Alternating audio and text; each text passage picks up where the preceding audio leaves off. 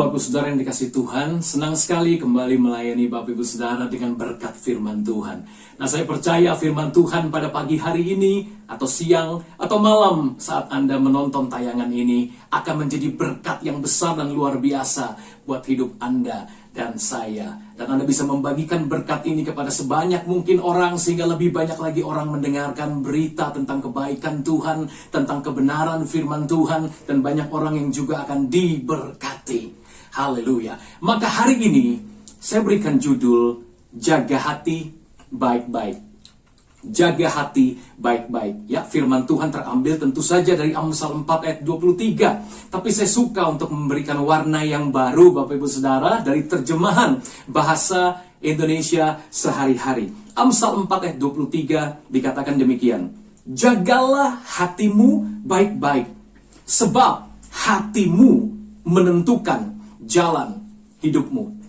Ya, Alkitab berkata, jagalah hatimu baik-baik, sebab hatimu menentukan jalan hidupmu. Alkitab nggak bilang uangmu menentukan jalan hidupmu. Alkitab juga nggak bilang karirmu menentukan jalan hidupmu. Alkitab tidak berkata tabunganmu menentukan jalan hidupmu, koneksimu menentukan jalan hidupmu, talentamu, kehebatanmu, kecantikan, ketampananmu itu menentukan jalan hidupmu, karirmu, koneksi, orang-orang hebat di sekitarmu menentukan, pelayananmu menentukan jalan hidupmu. Tidak, Bapak Ibu Saudara.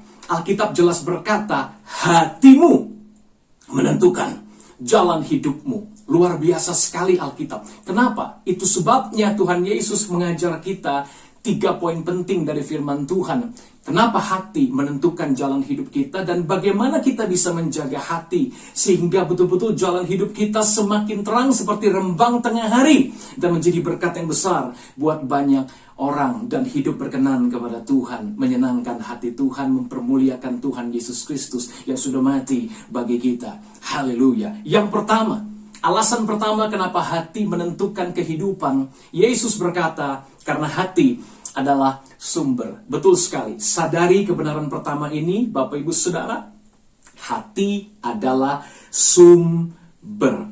Ayatnya dari Matius 15 ayat 19. Yesus berkata, karena dari hati timbul segala pikiran jahat, pembunuhan, perzinahan, percabulan, pencurian, sumpah palsu, dan hujat. Perhatikan urutannya dengan benar di sini. Kenapa hati adalah sumber?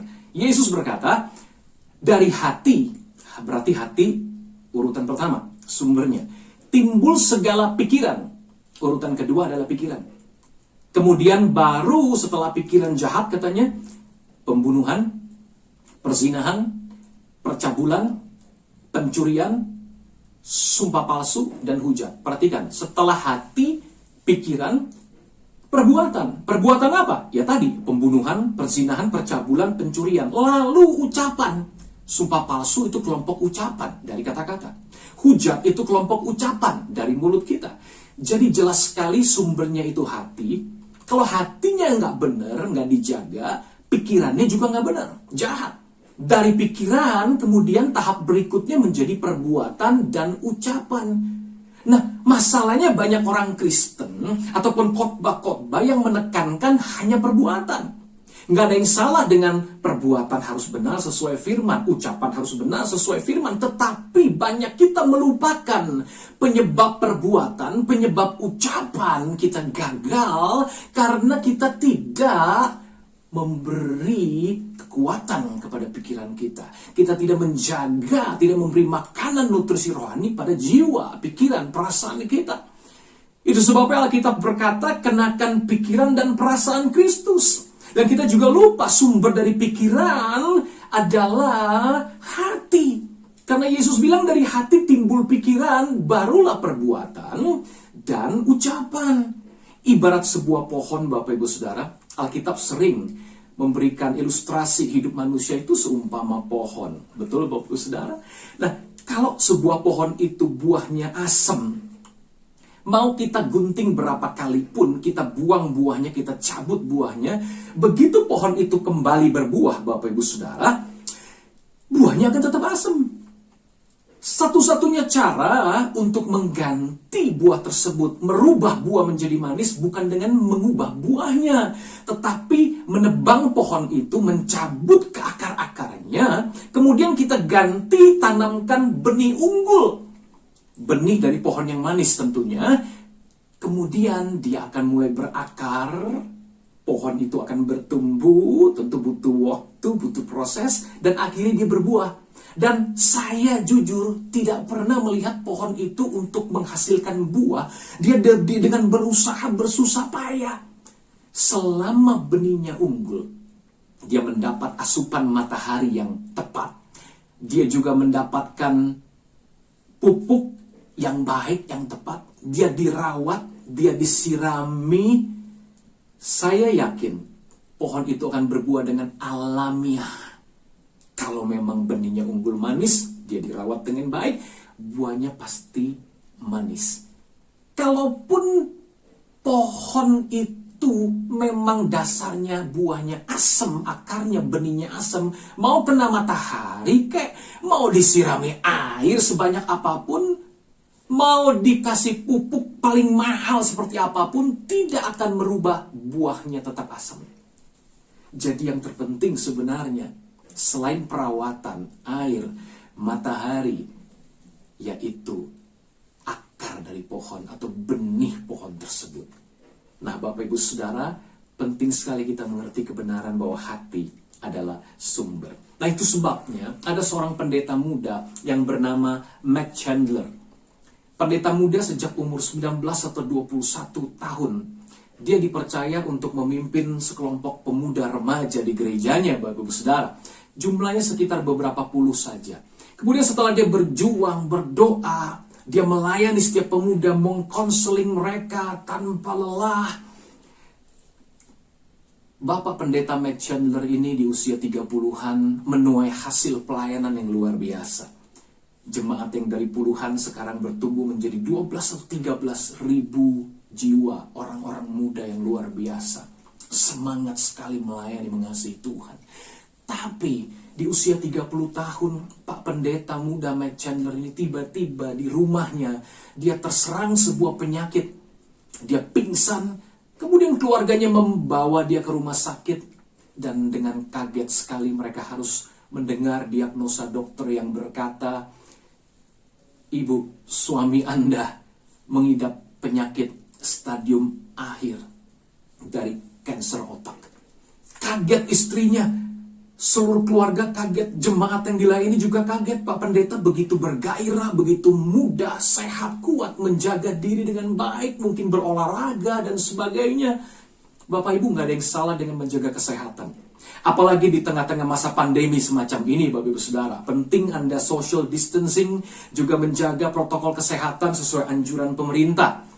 Orang Kristen bukan hanya percaya kuasa, tapi berjalan dengan hikmat Tuhan. Apalagi common sense yang memang seharusnya ada di kitab Amsal. Anda lihat banyak sekali hikmat Tuhan dan common sense yang Alkitab ajarkan buat kita orang percaya. Nggak ada yang salah dengan semua itu, tapi ada sesuatu yang dia pelajari. Tentu saja, Pak Matt Chandler mengalami kesembuhan. Bertahun-tahun bersama dengan perawatan medis yang terbaik, dia berdoa, dia beriman, dia percaya. Dan dia mengucapkan satu kata-kata yang penting sekali. The heart of our problem is the problem of our heart. The heart of our problem is the problem of our heart. Inti dari masalah-masalah kita, masalah manusia, sebetulnya adalah masalah hati. Saya yakin, gak heran, begitu banyak orang menjaga kesehatan. Ada dengar berita-berita di dunia ini ya, di YouTube, di mana-mana. Usia 30, usia 40 tahun, sering berolahraga, fitness, jaga kesehatan tubuh dengan luar biasa, makan, dietnya diatur, bergizi tinggi, tiba-tiba mati muda. Nah, Bapak Ibu Saudara, penting sekali untuk kita mengerti bahwa inti atau hati dari masalah-masalah manusia ternyata adalah masalah hati. Nah, saya yakin Bapak Matt Chandler bisa mengerti ini sebab dia mengalami sendiri. Sulitnya pelayanan, konseling orang, melayani sekian 10 atau 11, 12 tahun dengan begitu susah payah, letih, lelah sekali. Dan dia mengerti sekalipun dia jaga kesehatan jasmani, ada satu hal yang terpenting yang harus dia jaga, yaitu hati. Ilmu kedokteran juga menunjukkan kepada kita ketika hati seseorang menjadi stres, depresi, takut, cemas, amarah, bisa timbul puluhan bahkan ratusan jenis penyakit fisik. Seringkali dalam kedokteran dikenal dengan penyakit psikosomatis. Karena psikisnya sakit, somanya juga jadi sakit. Soma itu tubuh, jasmaninya. Psikis itu pikirannya, jiwanya, hatinya yang tidak tenang. Menjadi sakitlah tubuhnya. Nah, Bapak Ibu, penting sekali kita ngerti. Kalau kita mengalami berbagai persoalan, masalah, ada masalah ekonomi, mungkin ada resesi global yang begitu semakin bertambah berat, apalagi buat sebagian orang. Belum lagi pandemi yang juga belum menunjukkan titik selesai. Kita masih tunggu vaksinasi, mungkin awal tahun depan atau pertengahan tahun depan. Banyak orang menjadi cemas, takut, dan bingung. Ingat baik-baik Bapak Saudara, persoalan yang terpenting, sumber persoalan itu bukan ekonomi, bukan virus, bukan bakteri dan sebagainya. Bukan kita menyangkal semua keberadaan yang ada di sekeliling kita. Bukan kita menyangkal fakta.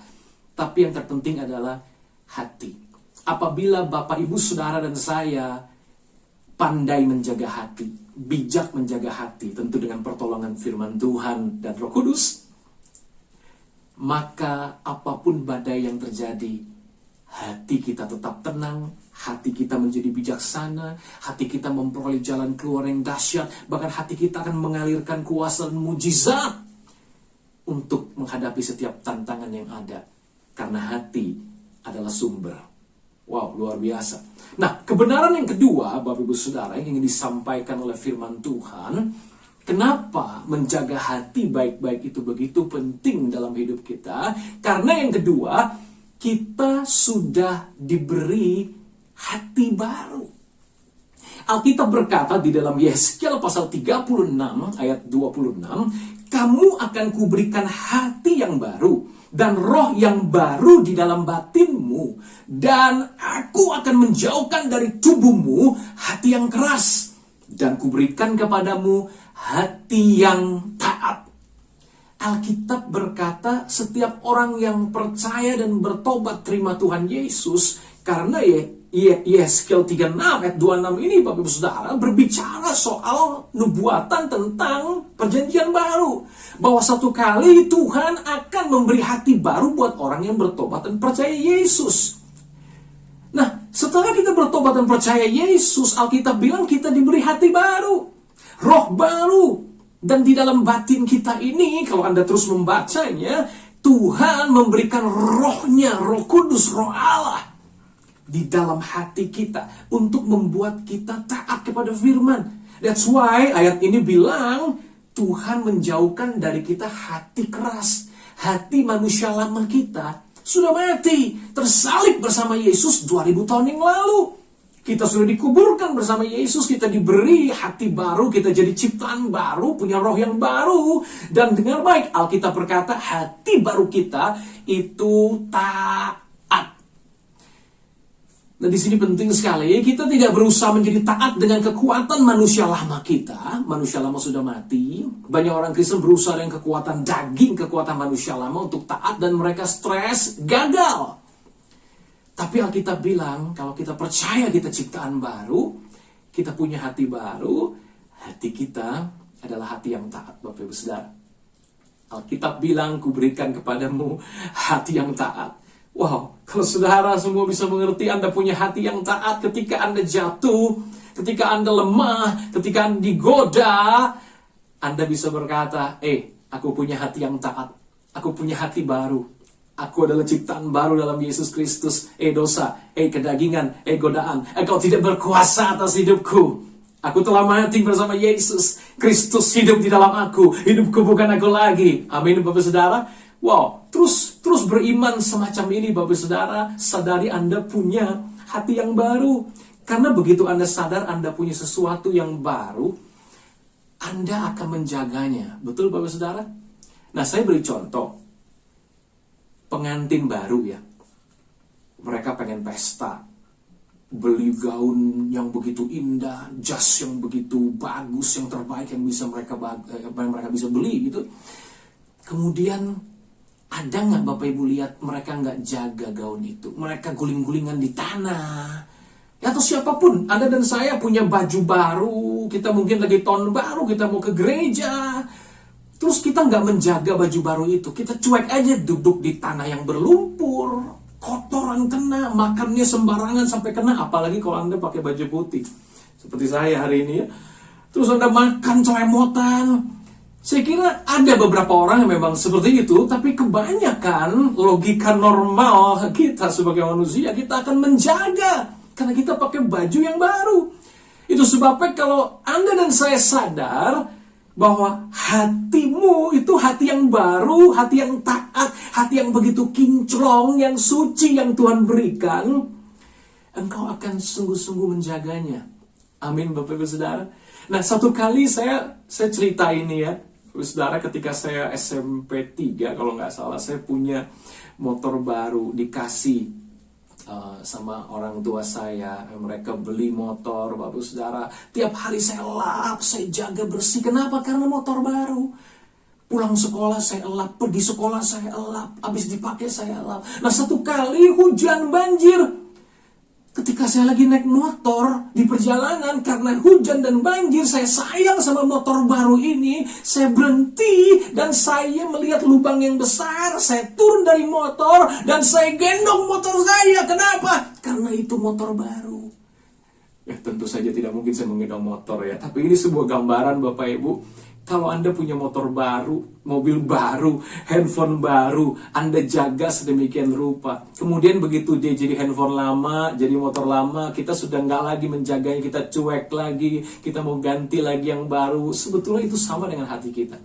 Itu sebabnya Alkitab bilang, hati kita, manusia batin kita, harus dibaharui dari hari ke hari. Sehingga Anda bisa terus merasakan rasanya hati baru yang dijaga. Itu sebabnya Anda terus menjaga dan menjaga. Waktu Anda menjaga termasuk Anda bukan hanya ngelapin, tapi Anda sedang memperbaharui, seperti beli yang baru lagi, seperti beli yang baru lagi. Pikiranmu mulai dimasukkan firman Tuhan. Lebih lagi, setiap hari rahmat Tuhan selalu baru setiap hari. Kasih setia tidak pernah berakhir. Setiap pagi akan datang menghampiri kita. Wow, siapakah aku, kata Ayub, sehingga Tuhan mendatangiku setiap pagi, Alkitab berkata. Wow, jaga hati, terus baharui hati kita. Kenapa? Karena Anda sudah diberi hati baru oleh Tuhan Yesus. Amin Bapak Saudara. Yang ketiga, kenapa penting kita menjaga hati kita baik-baik? Segala berkat, karena segala berkat sudah ada di dalam hati baru kita. Ayatnya ada di dalam firman Tuhan yang akan kita baca dari Efesus pasal 1 ayatnya yang ketiga. Saya bacakan. Terpujilah Allah dan Bapa Tuhan kita Yesus Kristus, yang dalam Kristus telah mengaruniakan kepada kita segala berkat rohani di dalam surga. Nah Bapak Ibu, ini kebenaran firman Tuhan yang amat sangat penting untuk kita mengerti. Bahwa di dalam manusia roh kita, hati yang baru ini, segala berkat rohani di dalam surga sudah, bukan akan, sudah diberikan. Sudah diberikan, sudah dikaruniakan kepada kita. Jadi bayangin, kalau tadinya segala berkat rohani itu ada di dalam sorga, sekarang posisinya sudah pindah dari sorga, sudah dikaruniakan kepada kita. Kita di mana? Kita saat ini di dunia, di bumi. Jadi kita berjalan, tubuh kita di bumi, tapi posisi rohani kita ada di sorga. Alkitab bilang siapa percaya kepada Yesus, dia sudah duduk di tempat yang tinggi bersama Yesus di sebelah kanan Bapa. Kita sudah didudukkan secara rohani bersama Yesus di tempat tinggi. Itu posisi kita secara rohani. Sekalipun kitab Wahyu bilang akan dikaruniakan kita nanti duduk bersama Yesus. Itu secara jasmani, roh, jiwa, tubuh nanti. Tapi sekarang secara roh, karena kita sudah lahir baru, punya hati baru, kita sudah punya segala berkat rohani di sorga. Sudah dikaruniakan kepada kita. Jadi mujizat yang Bapak Ibu butuhkan. kesehatan yang Bapak Ibu butuhkan, terobosan ekonomi yang Bapak Ibu butuhkan, kemenangan atas ikatan-ikatan dosa, kuasa gelap, kuasa setan, kuasa kutuk, itu semua sudah dikaruniakan, bukan lagi di sorga. Semuanya sudah ada dalam hati kita. Itu sebabnya kita perlu bernyanyi, berkatnya tuh di sini. Amin Bapak Saudara. Kita jangan lagi bilang, aduh sakitnya, aduh penderitaannya, stresnya yang ada di sini. Jangan, katakan berkatnya sekarang ada di sini. Amin Bapak Saudara. Boleh kita sakit di sini kalau lihat orang berdosa, nggak mau bertobat. Itu dia yang Alkitabiah, ya, tidak seperti yang dunia. Nah Bapak Ibu Saudara harus mengerti. Bahkan dari 2 Korintus 1 ayat 20, Alkitab berkata, sebab Kristus adalah ya bagi semua janji Allah. Dahsyat banget. Ada lebih dari 7.000 janji Allah. Kalau Anda dan saya sudah terima Yesus, senantiasa hidup dalam Yesus, Alkitab bilang, semua janji Allah ya bagi Anda dan saya. Amin bagi Anda dan saya. Itu sebabnya oleh Dia kita mengatakan amin untuk memuliakan Allah. Wow, dahsyat sekali Bapak Ibu Saudara. Seluruh janji Tuhan, berarti janji proteksi ada nggak? Yes. Janji kesehatan? Ya. Janji kemenangan atas dosa? Ya. Janji berkat? Ya. Janji kemakmuran? Ya. Janji umur panjang? Yes. Janji terobosan ekonomi? Ya. Kekuatan untuk menghasilkan kekayaan? Yes. Janji engkau menjadi berkat bagi banyak orang? Ya. Engkau terang bagi bangsa-bangsa? Amin Bapak Ibu. Seluruh janji Allah ya dan amin. Ketika Anda dan saya ada di dalam Tuhan Yesus Kristus. Wow, kalau Anda menyadari semua ini sudah ada dalam manusia roh Anda dan saya akan menjaganya baik-baik. Betul saudara? Saya kasih contoh, misalkan barusan saya beli sebuah laptop harga 50 atau 60 juta nih. Oh, ada nggak ya segitu ya? Kemungkinan ada ya. Mahal ya. Atau suatu barang yang berharga lah, harga puluhan juta. Ini puluhan juta, belum bicara miliar atau triliun Bapak Ibu. Saya taruh di mobil saya. Atau ada di rumah saya. Nah, saya belum sempat untuk ngoprek lagi, buka dan sebagainya, atau barang berharga itu belum sempat saya titip di brankas di bank dan sebagainya. Mungkin bisa laptop, cincin Anda, cincin berlian harga mahal miliar dan sebagainya. Kalau saya tahu ada barang berharga di rumah atau di mobil saya, mungkin nggak saya titip kunci kepada sembarangan orang yang tidak saya kenal? Mungkin nggak pintunya itu, pintu rumah, pintu mobil saya gelender begitu saja, atau saya taruh mobil atau parkir sembarangan? Nggak mungkin. Kenapa? Karena ada barang berharga di dalamnya. Demikian juga kalau kita belajar terus-menerus menyadari bahwa di dalam hati kita ada segala berkat rohani di dalam surga. Sudah ada dikaruniakan dalam roh kita. Kita akan menjaganya dengan baik, dengan segala kewaspadaan. Amin. Ini penting sekali untuk kita pahami. Nah Bapak Ibu, ada sebuah kisah yang mau saya ceritakan. Ketika orang tidak menyadari bahwa dia sudah punya segala berkat itu di dalam rohnya sebagai orang percaya, maka hidupnya berulang-ulang saya katakan ibarat anak ayam mati kelaparan di atas lumbung padi. Bayangin, lumbung padi adalah makanan ayam, tapi dia bisa mati kelaparan karena dia tidak menyadari ada kelimpahan yang ada dalam dirinya, dalam hidupnya. Wow, satu kali ada sepasang kakek nenek Bapak Ibu di zaman The Great Depression, ini di Amerika Serikat, tahun 1930-an Bapak Ibu. Ini adalah sebuah kisah yang diceritakan, katanya ini kisah nyata Bapak Ibu Saudara. Kakek nenek ini tadinya di zaman sebelum mengalami Great Depression, zaman resesi ekonomi besar tahun 30-an, dia punya ladang yang besar, ternak yang banyak, cukup menghasilkan luar biasa di desanya.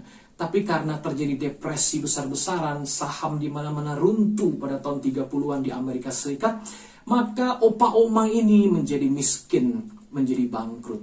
Karena dia bangkrut, dia nggak punya, bahkan untuk makan aja sulit setiap hari. Tapi puji Tuhan anaknya sudah dia kirim ke Eropa. Bapak Ibu, beberapa belas tahun yang lalu, dan sang anak sudah menjadi orang sukses dan berhasil. Kemudian anaknya mendengar berita bahwa di Amerika terjadi krisis ekonomi besar. Maka dia tulis surat kepada mama papanya. Mama papa, saya ingin mama papa tinggal saja, pindah ke Eropa. Saya yang akan membalas budi baik orang tua. Saya ingin berbakti pada mama papa. Oh, anak yang sesuai firman Tuhan Bapak Ibu ya. Saya berharap anak-anak muda bisa melakukan teladan yang sama. Nah Bapak Ibu Saudara, akhirnya dibelikanlah sebuah tiket bersama dengan surat itu. Mama papa tinggal datang pada hari dan jam tertentu ini. Kemudian opa oma melihat itu, mereka bersyukur kepada Tuhan. Wah, luar biasa punya anak yang berbakti, Tuhan, terima kasih. Nah, hari hanya opa oma mempersiapkan jagung kering, satu tempat besar, satu karung besar, saudara, untuk dibawa dalam perjalanan. Kenapa? Karena tiketnya bukan tiket pesawat pada zaman itu, tiket kapal, semacam kapal pesiar tahun 30-an, tahun 40-an. Di sini saya berikan gambarannya, Bapak Ibu. Nah, kemudian akhirnya dia masuk dan dengan penuh sukacita sepasang opa oma ini tidur dengan nyenyak. Besok pagi tiba-tiba mereka mendengar lonceng berbunyi.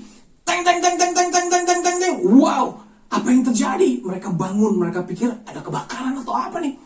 Ternyata mereka buka jendela, mereka ngintip. Barisan orang semua sedang menuju satu pintu di satu titik di lambung kapal. Lagi ngapain mereka? Oh, ternyata mereka masuk. Setelah mereka masuk, apa yang terjadi di ruangan?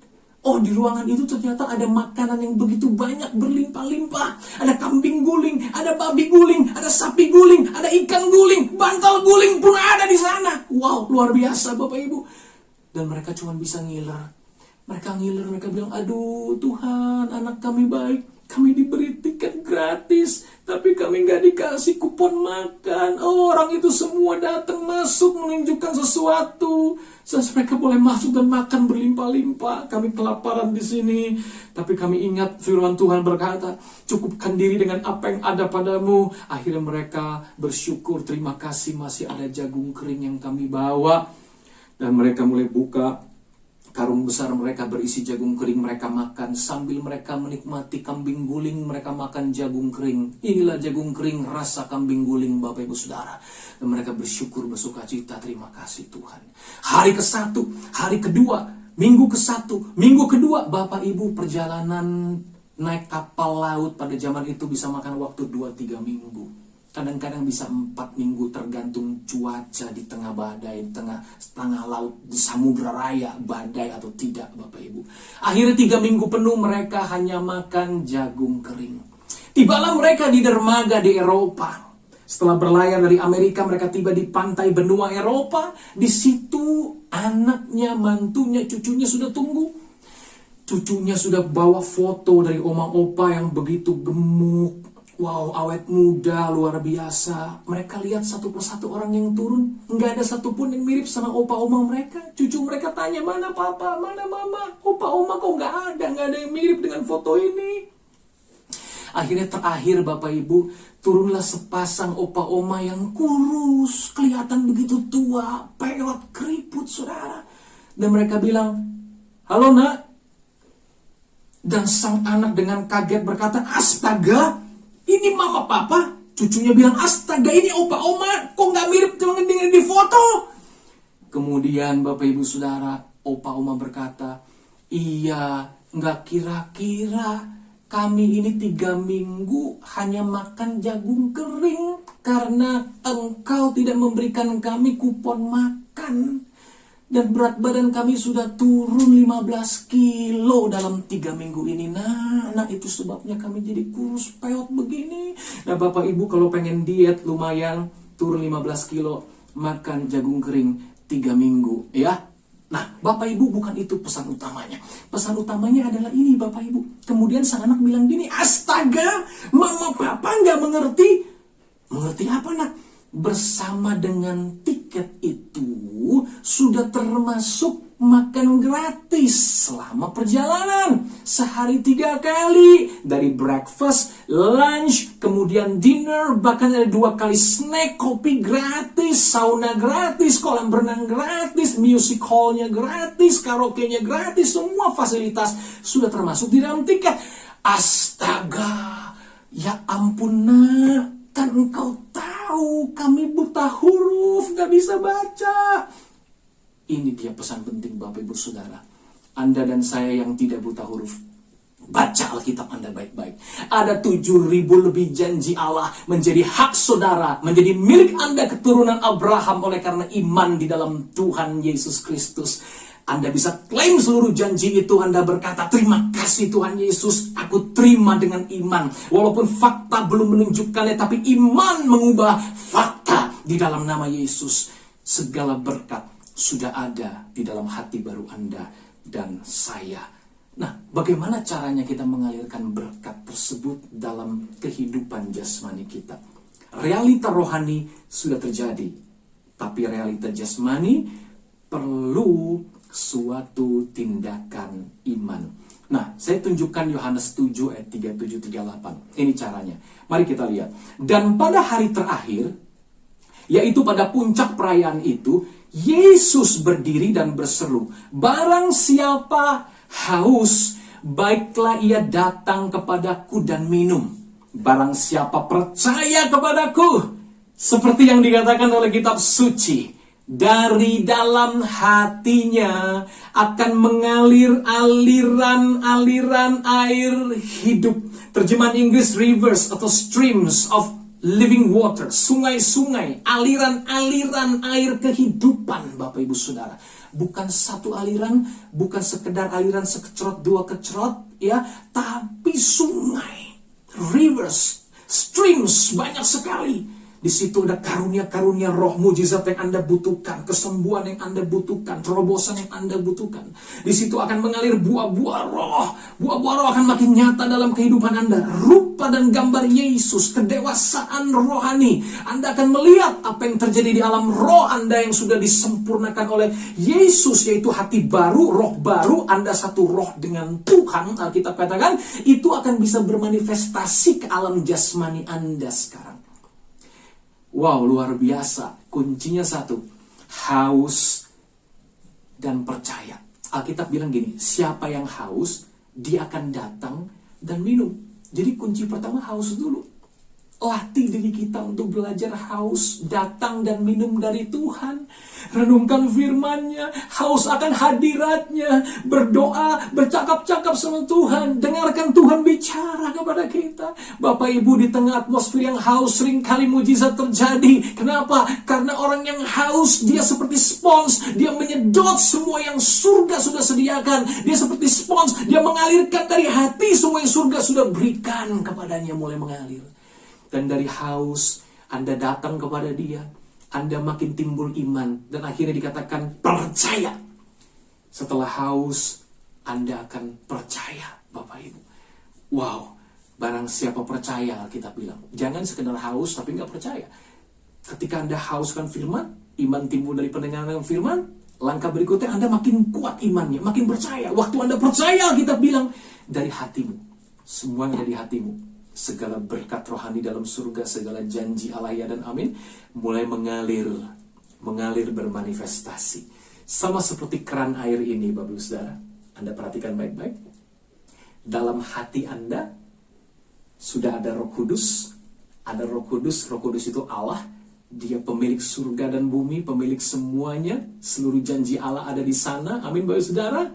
Seluruh berkat rohani sudah ada di sana bersama Roh Kudus yang ada di dalam roh Anda. Ingat, Anda ciptaan baru, Anda punya hati baru, roh baru, roh Allah tinggal dalam batin Anda. Dia akan bisa mengalirkan ketika Anda buka keran. Anda buka keran, Bapak Ibu. Keran hati Anda dibuka dengan cara apa? Belajar haus dan percaya tiap hari. Belajar haus dan percaya firman Tuhan. Belajar haus dan percaya firman Tuhan, praktekin. Firman Tuhan, haus, percaya, praktekin. Belajar, percaya, praktekin. Latih dirimu beribadah. Amin, Bapak Saudara. Kemudian Anda mulai lihat manifestasinya terjadi. Keluar dari dalam roh manusia baru Anda yang satu roh dengan Tuhan itu. Mengalir aliran kehidupan. Ya, ini keran memang alirannya sedikit, Bapak Ibu. Tapi Alkitab bilang itu sungai. Streams of living water. Lebih banyak lagi karunia roh, buah roh, semua yang Anda perlukan. Anda bahkan menjadi berkat bagi banyak orang. Wow, Tuhan Yesus memberkati.